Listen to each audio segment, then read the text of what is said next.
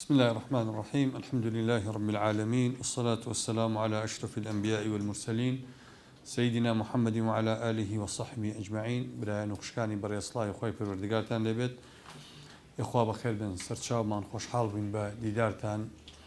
خوي گورا ام كوبونو دانشتنو خلمان بكاتا ماي خير دستخوشي زورم هي بو بشي گنجان بو سازدان فتا بابتكي منو كو جنابتان نزانن لسر گەنج و ئامانجە بەڕێزان یا گەنج و پەیامە ئینسان بەڕێزان خوای پەروەردگار تەمەنێکی دیاریکراوی پێداوە ئەم تەمەنە دیاریکراوە ئەگەر تەوزیفی نەکا بۆ گەیاندنی پەیامێک کاتەکەی بە هەدەر ئەڕوا وەکو خوای پەروەردگار خۆی ئەفەرمێ الذين ضل سعيهم في الحياة الدنيا وهم يحسبون أنهم يحسنون صنعا کاتێک گەزانی تەمەن ئەڕوا کاری پەرتەوازەیی زۆرەکەی بەڵام ئامانجێکی دیاریکراوت نەبووە لە ژیانی خۆتا ناتوانی پشکنین بکەی بۆ کاتەکانی خۆت بۆ کارەکانت ناتوانی بزانی ڕوئیاکانت گەشتۆتە چۆ تا چەند تۆ سەرکەوتوو بووی لە ژیانی خۆتە ئەمانت هیچی پێ ناکرێت وەکو هێڵن کیلەر هەیە کامە باحیثەیەکی بەتوانایە لە بواری گەشە پێدانی مرۆییە ئەڵێ زۆر کەسن توانای ڕوئیەیان هەیە ئەڵێ بەس کەم کەس بەسیرەتیان هەیە زۆر کەس ئەبینن چاوی سەریان نابینانین ئەڵێ بەڵام بەسیرەتیان نییە وەکو خوای پەروەردگار کە فەرمێ فإنها لا تعمل الأبصار ولكن تعمل القلوب التي في الصدور أما خالقي گرنگە ئینسانی ڕیسالی بەڕێزان ئینسانی ئامانجار وەکو کێوایە وەکو بانگ بێژ وایە ئەو بانگ بێژەی خەڵک بە خەبەر دێنێ ینی کەسێک هەیە لە گەڕێکەکە هەموو خەڵک خەوتووە یەک کەس خەڵکی منتیقەکە بە خەبەر دێنێ ئینسانی ڕیسالی ئەو کەسەیە کە خەڵکە بزوێنێ کە خەڵکە جوڵێنی کە خەڵک لە دەوری خۆی کۆ ئەکاتەوە کە ئەتوانێت خەڵکێک بە ئاراسەیەکی دیاریکراوە ببە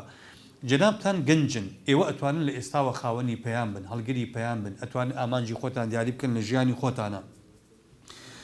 خەڵێکە گرنگە بیزانین ئەوەیە بەڕێزان ئامانج یا پەیام مرج نییە زۆر معقەد و ئاڵۆز بێ مەشروعێکی گەورە بێ کۆمپانیا بێنە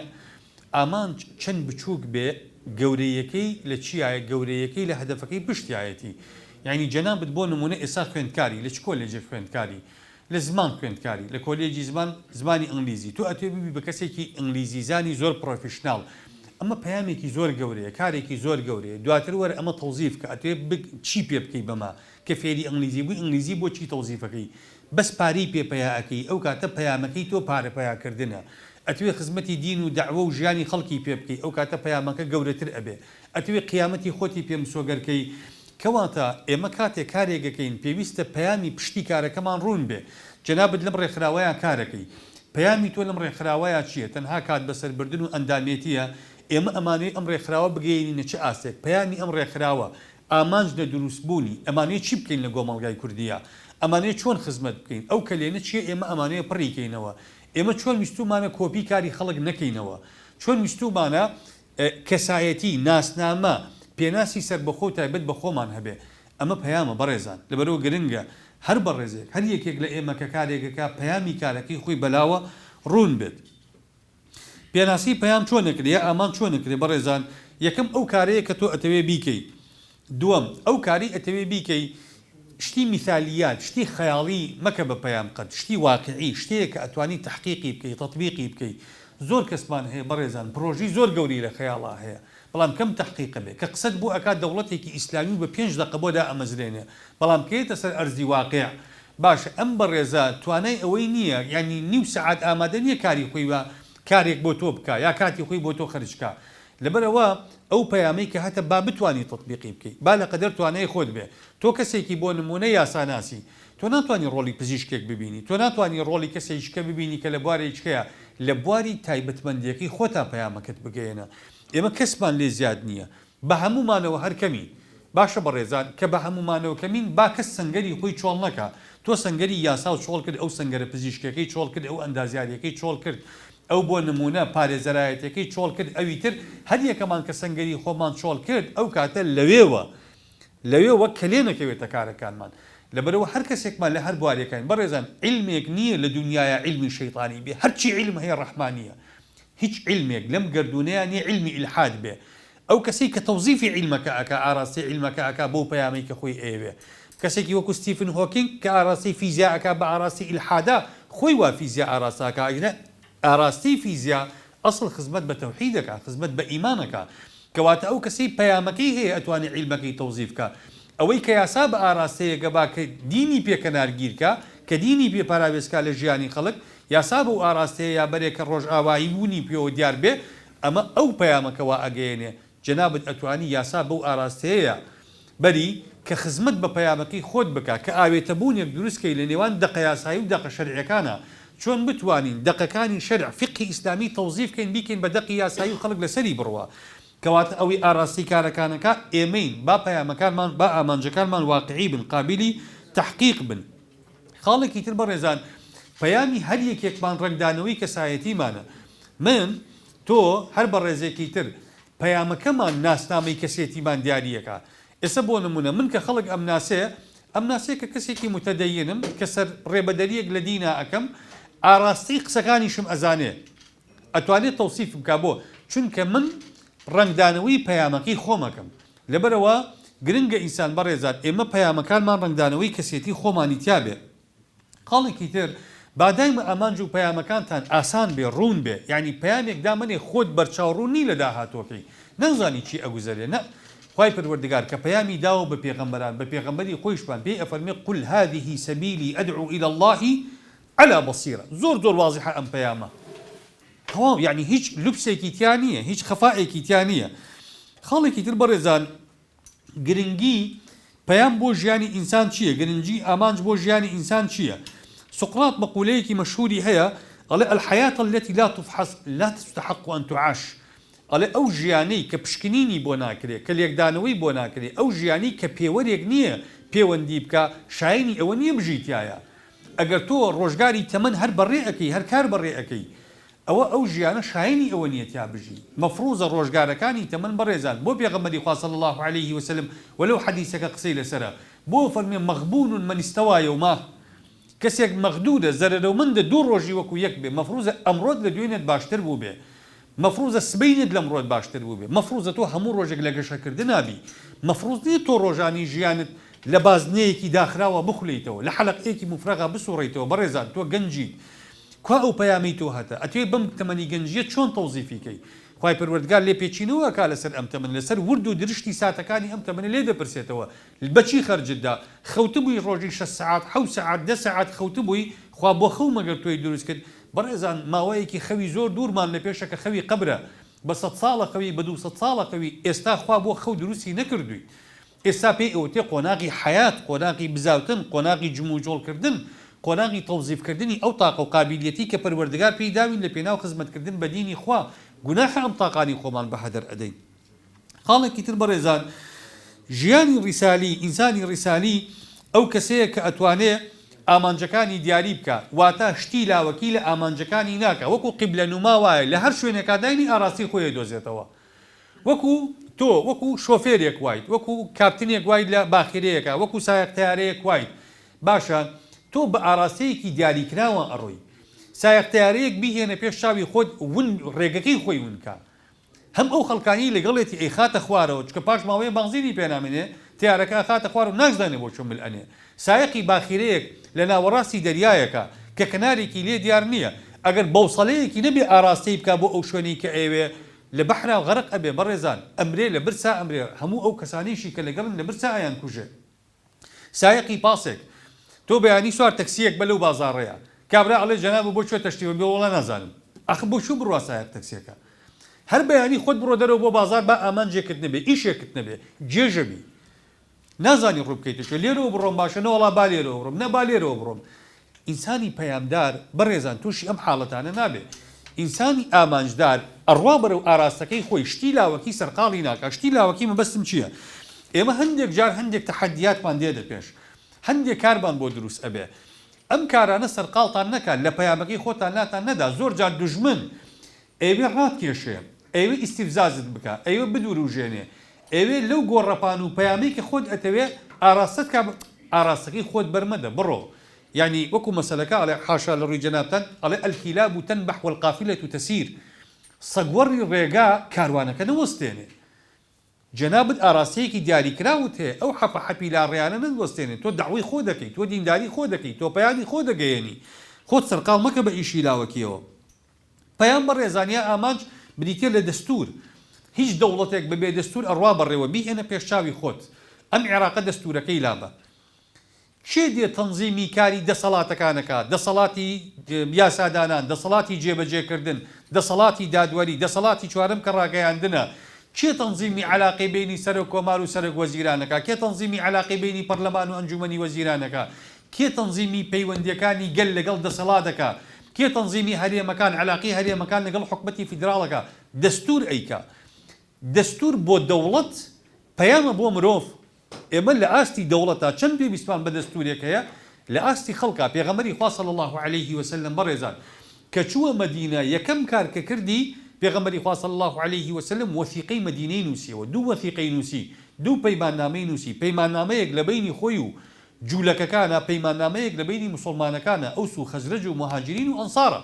پێغەمبەری خوا صلی الله عليه بۆ ئەوەی پەیامی ئەم دەوڵەتی ئەمڕۆ ڕوون بێ، أو دولتي بيشوتر نما حكمتي قبلي يثريب نما وأن ما حدث من شجار أو عراكي بين أهل هذه الوثيقة فمرده إلى الله ورسوله. أما السيادية لدولتها دروز بوتازا أو قبليتيك أو سبو خوي راب كيشي وخزرج بو خوي راب كيشي نا هرشي شجارك لبين أهلي أم وثيقة رؤدا مردكي حاكم فصل تيك بو كيه لله ولرسوله بو خو بيغمبري خوايا كواتا بيام دستوري جياني إيمه ئەگەر ئێمە ئامانجێکمان نەبێ ئەو کاتە دەستورێکمان نییە لەسەری بڕۆین. بەڕێزان ئەگەر خاوەنی پەیام و ئامانجی خۆت نەبی ئەو کاتە پەیامێک جێبەجێ ئەەکەی کە هی خۆت نییە، خەڵک بەکارت دێنێ. بەڕێزان ئەمە کارە ساتەکەیە، تۆ ناتوانانی بێ پەیام بژی. ئەو خەڵکانی بەدبەختن سەیری بۆ نمونە ئەم واقعە بکە ئەحزابی عەلمانی، ئەو خەڵکانی بۆیان بوون بە داردەست، ئەو خەڵکانی بۆیان بوون بە پەرژین، ئەوانە کێن؟ ئەوانە خەڵکێکی بێپەیامن، ئەوان تەوزیفیان کردوون بۆ پەیامەکانی خۆیان، بە کوشتیان ئەدەن لە پێناو جێبەجێکردنی پەیام. ئەوانە خۆیان پەیامی خۆیان هەیە،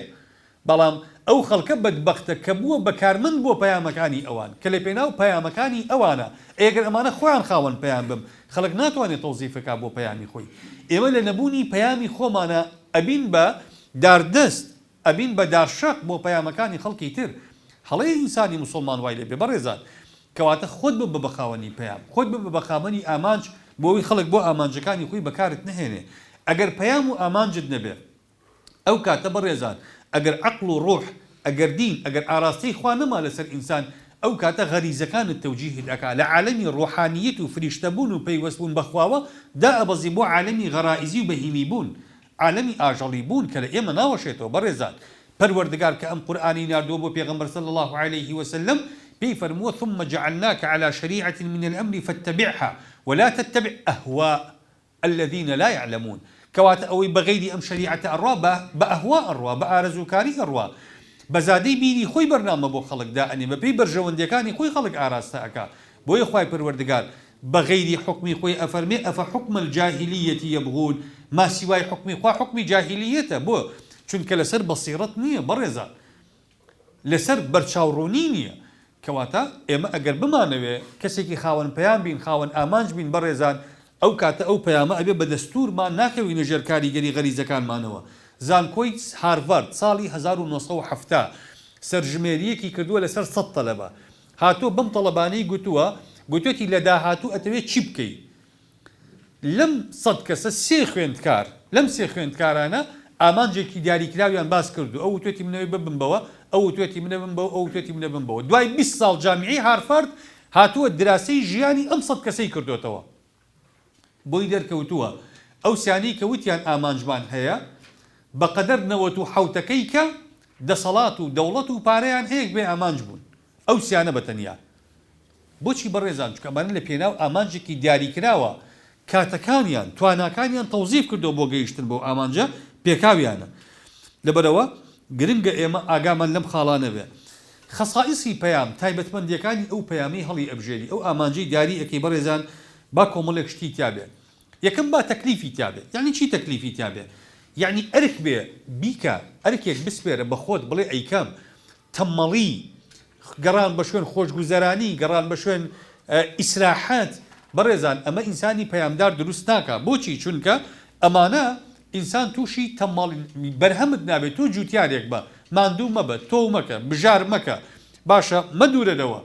ئەوی بە خاوەنی چی؟ ئەوی بە خاوەنی هیچ خوێندکار بە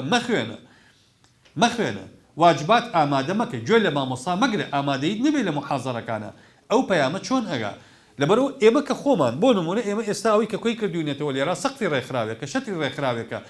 ئەندام بووم لەم ڕێکخراوەیان بەڕێزان ناو نییە ئەرکە وەکو چۆن حەسەنی بەسری لە صیفەی ئیمانە ئەفەرمێ ليس الإيمان بالتمني ولا بالتحلي ئەفەرمێ ولكنه ما وقر في القلب وصدقه العمل ئیمان خۆزگە نییە بڵێ وڵا خۆزگە ئیماندار بم یا خۆزگە منی جۆکو فلان کەس عالم بووما یا وەکو فلان بەڕێزان بەم تەمەنیە ناگەی بە هیچ وقر في القلب شتێکە لە دڵا جێگیر بێ وصدقه العمل کردەوە ئیسەلمێنێ ئەتەوێ زیرەک بی بزانە زیرەکەکان چیان کردووە بۆ ئەوی وەکو ئەوانت لێبێ ئەتێ ببی بە خاوەن دەسمایە بزانە خاوەن دەسمایەکان چیان کردو بۆی ببی بە خاوەن دەسمایە ئەتێ ببی بە بانخواز ئەتێ ببی بە پزیشک ئەتێ ببی بە هەر شتێک بەڕێزان یعنی هەر کارێک ئامرازی خۆی هەیە هەر ئامانجێک ئامرازی خۆی هەیە هیچ ئامانجێک ئینسان بەبێ ئامراز پێی ناگا جا هەندێک کەس هەیە بە ئامانج بە ئامرازی مەشروع پێیەکەن هەیە بە نامەشروع ئامرازی نامەشروع لە ئێمەی مسلمان ناوەشێتەوە ئێمە ئەمانەیە بە ئامانجێک بگەین مەفروزە ئەو ئامرازانەی کە گرتومانەتە بەر مەشروع من بەڕێزان لەبەرەوە ئەمە خاڵێکە گرنگە ئێمە وا هەست نەکەین پەیام بە ئیسراحەت پێی ئەگا ئینسان نە سەیری پەیامی پێغەمبەران بکە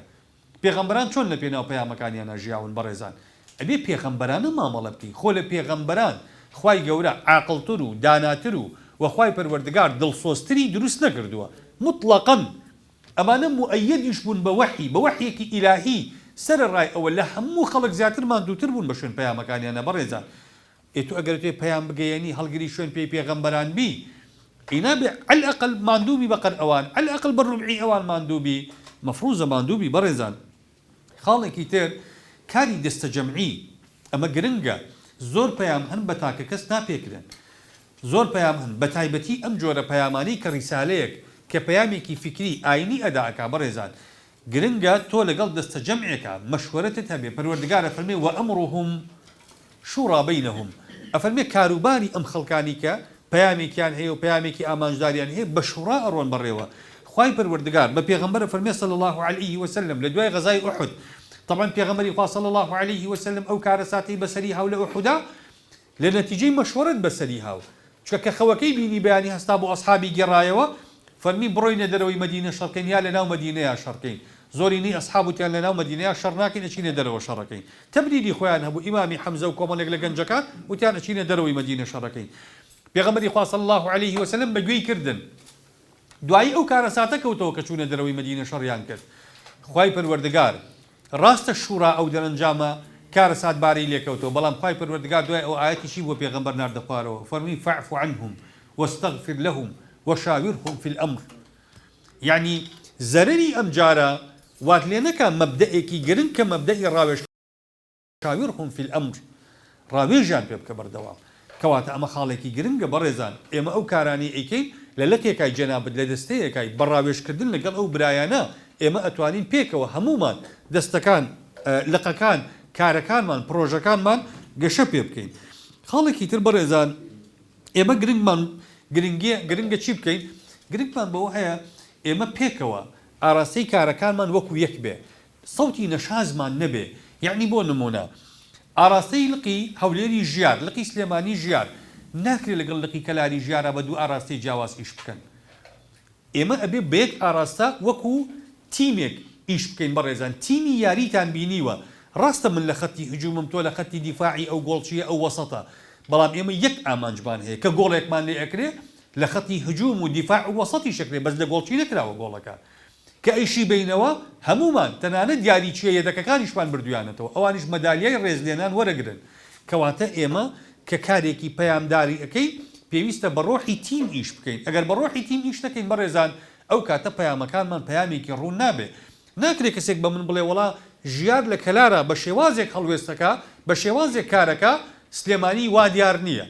مەسەڵێ وڵا ئەوەیان بەرەو فلان ئاراستە ڕۆشتووە ئەویان بەڵەو فران ئەو ناسنامەی ژیارون بوو لە مۆزوعەیە ئێمە بووین بە سێبەری کاری خەڵک ئێمە بووین بە کارکتەر بۆ درامای خەڵک ئەو مەقبول نییە بەڕێزان ئێمە پەیام و ئامانجێکی خۆمان هەیە ئەمانەیە بیپێکین پەیام و ئامانجەکانمان لەبەرەوە من کۆتا قسم بۆ بەڕێستان ئەوەی خۆشەویستان ئێمە ئەم خولانەکە یکەینەوە جەنابتان دەستەبژێری ئەو خوشک و برا بەڕێزانن کە لق و دەستەکانی ئێمەیە کارەکەن هەڵبژاردننی ئێمە ئەمانەیە بەڕاستی بەڕێزان ینی ئێمە تا سەر نامێنین لەم شوێن و پۆست و پێگە و ئەم توانایەنەش نامێنین ئێمە پیربووین بەڕاستی لەمو دوا ڕۆڵی ئێوەیە بەڕێزان ئێمە ئەمانەتێکە ئەدامان کردووە ئەگەر هیچمان نەکردی بێ ئەمانەتەکەمان گەیاندۆ بە ئێوە پێغەمبەری خوا صلی الله عليه وسلم لە حەجەت الوداع کە بە خەڵکی ئەگوت پەیامەکانی خوای بۆ دووبارە ئەکردەوە إن أموالكم ودماءكم وأعراضكم عليكم حرام كحرمة يومكم هذا في شهركم هذا في بلدكم هذا اللهم هل بلغت اللهم فاشهد إمش بريزان اللهم هل بلغنا اللهم فاشهد إما بيامك من نسر بو جاندو ما نبئي بريز أم بيام أمانة بريزان خوا فرمي إنا عرضنا الأمانة على السماوات والأرض والجبال فأبين أن يحملنها وأشفقن منها وحملها الإنسان إما بوعد ما نداوى بخوا باشا وعد ما نداوى بخوا خوا أوي كبي ألين الروجي قال بلا وقال ألست بربكم وأخذتم على ذلكم إصري قالوا أقررنا خواي بالوردقار فرمي أن تقولوا يوم القيامة إنا كنا عن هذا غافلين إما بلينك ما نداوى بخوا كعبدي خوابي كبيامكاني خوا جێبەجێ گرنگە خاوەنی بەڵێن و وعد بین لەگەڵ خوای پەروەردگار پەیامەکان جێبەجێ بکەین بەڕێزان لەبەرەوە بوونی ئێمە سوپاس بۆ خوای گەورە منەتی ئەوەی لەگەڵ کردوین کە بە پەیامەکانی خۆی ئاشنا کردوین منەتی ئەوەی لەگەڵ کردوین کە سوپاس بۆ خوای گەورە هیدایەتی داوین کە گەورەترین نیعمەتی هیدایەتە بەڕێزان ئێستا ئەوەی لەسەرمانە چی بکەین گەورەترین ڕەسید کۆکەینەوە لەم باڵانسی حسابی خۆمانە گەورەترین کارمان کردبێ بۆ خوای پەروەردگار کارەکانیش دڵسۆزی بە خاڵی یەکەم دێ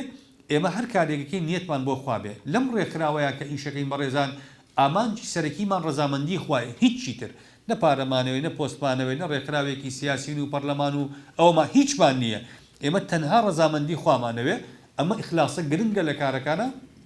دووەم ئەوەی کە ئیکەین سەوابیەت و هەوڵی ئەوێ جەنابەت ئێمە زۆر جار ئەو گلەیانەمان دێتەوە پێشچاو بەڕێزان بەرپرسی لەقەکە هەست پێ ئەکەین زۆر ماندووە بۆ چکە ئەندامانی دەستەکە یا لەقەکە هاوکاری ناکەن هەموو ئەرکەکە کەوتۆ سەرشانی ئەو برایان